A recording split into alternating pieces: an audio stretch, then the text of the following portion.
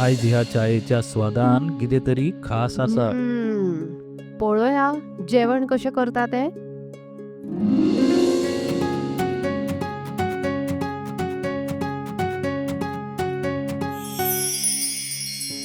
वनी माझ्या खातीर चपाती भाजी. वनी म्हजे खातीर खास बासमती रायस. दोतोर, सगळ्यांच्यो पसंतीची काळजी कशी दवरतली? म्हज्यो कांय मागण्यो आसात.